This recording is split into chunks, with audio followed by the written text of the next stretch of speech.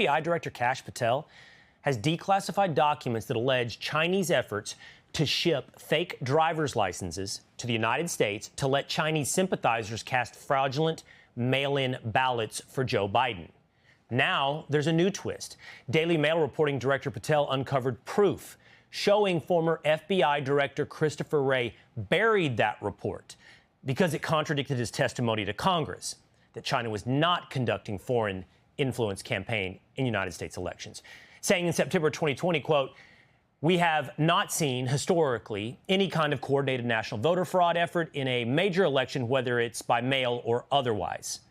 Joining me now is FBI whistleblower Steve Friend. Steve, thanks for being with us here today. Before we get to Director Wray, let's talk a little bit, if we might, about this report.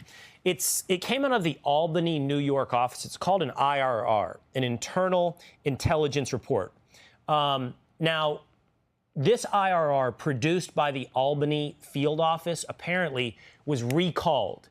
It was pushed down by Director Wray. Tell me a little bit about what goes into an IRR and what would be necessary. How would you go about clawing it back to make sure it never sees the light of day?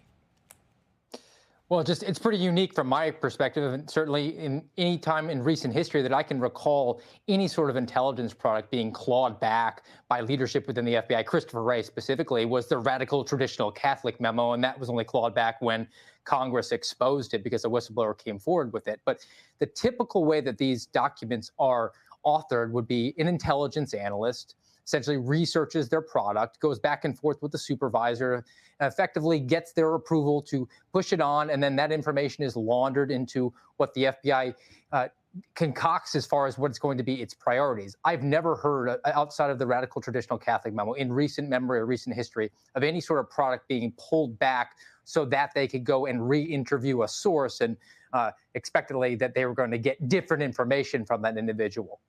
Okay, the allegation, according to Patel, is that the reason now that it was pulled back, clawed back, is because it would have embarrassed, at a minimum, embarrassed Wray, perhaps subjected him to perjury in front of Congress when he testified that there was no foreign interference in American elections. And here we have an intelligence report from the FBI suggesting the exact opposite. Patel put this on X. Former FBI leadership withheld the facts and misled the public on China's 2020 election interference, and they did so for political gain. This FBI is exposing all of it and giving Americans the truth they deserve. This is sounds, Steve, absolutely scandalous.